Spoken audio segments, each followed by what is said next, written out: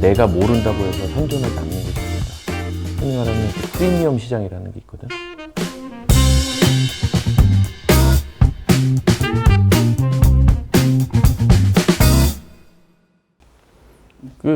그러잖아.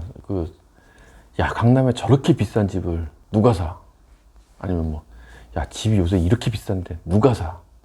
20억이나 되는 돈을 누가 사? 뭐 이런 얘기들 한다고. 근데 얼마 전에 압구정 현대 80억에 팔렸거든? 내가 모른다고 해서 현존하지 않는 것이 아니다. 내가 모르는 다른 세계들이 있고, 흔히 말하는 그 프리미엄 시장이라는 게 있거든. 프라모델 같은 것도 막 비싸게 주고 사서 막 하고 하는 것들. 미친놈들이지, 어떤 사람들은 시각으로 봤을 때는. 그다음 미술품? 어디 가서 뜯어먹지도 못하는 것들이야. 근데 점점 비싼 가격에 사고 팔고 해. 그걸 왜, 누가 하느냐 이거지. 나름대로 그들만의 이 프라이드가 있는 거야. 프리미어 시장이 따로 있는 거지. 나는 최고라면 돈을 더 주고서라도 내가 소유하는 것 자체에 값어치를 느끼고 있는 사람이 있어. 그거는 최고의 위치에 있고 그래. 그러면 그 밑에는, 그거를 못 가진 사람은 그 밑에를 갖는 거고, 또 그 밑에는 그거를 못 가진 사람이 그 밑에를 갖는 거고. 그런데 이 사람이 조금의 어떤 능력이 더 생겼다. 그러면 그 위에 것을 가지려고 하는 욕구가 있다는 거지. 명품백 같은 거 남자들은 이해 못 하잖아.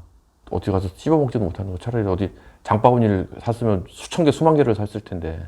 그런 거라는 거지. 그래서 미술품도 큰 건물을 짓고 이랬을 때 뭐 얼마 이상 미술품으로 뭐 채워야 되고 뭐 그런 것들이 있는데, 어쩌면 우리가 모르는 어떤 세계에 그들의 룰을 만들어 놓은 거지.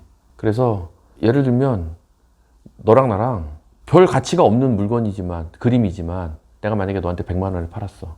그리고 네가 나한테 다시 200만 원을 팔았어. 또 내가 너한테 300만 원을 팔았어. 이게 실제로는 둘이 아니라 이제 수십 명이 관여를 해야 되겠지만, 그런데 그거를 우리 아들이 예를 들면 400만 원을 샀어. 근데 네가 다시 그거를 1000만 원에 샀어. 그러면 어떤 효과가 나지?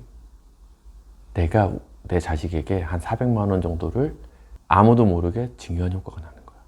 이런 고가의 물품들 같은 경우에 그들끼리 사고 팔고 하는 이런 시장들이 있다는 거지. 일반적으로는 그 물건 자체는 뭐 그렇게 고가로 내가 사고 팔고 하는 게 현실적으로는 별 값어치가 없지만, 부자들에게는 큰 의미가 있을 수 있다는 거지. 집 같은 경우에도 30억짜리를 누가 사냐? 내가 볼 때는 25억짜리 집에 살고 있던 사람이 30억짜리를 사. 그럼 그 25억짜리 집은 누가 사냐고. 20억짜리 집을 가지고 있던 사람이 25억짜리를 사. 그럼 그 20억짜리는 누가 사? 15억짜리 집을 가지고 있던 사람이 사. 15억짜리는 10억짜리, 10억짜리는 8억짜리, 8억짜리는 6억짜리, 6억짜리는 4억짜리. 이렇게 해서 점점 밑으로 내려와. 결코 2억, 3억 있는 사람이 30억짜리 집을 사지 않는다고.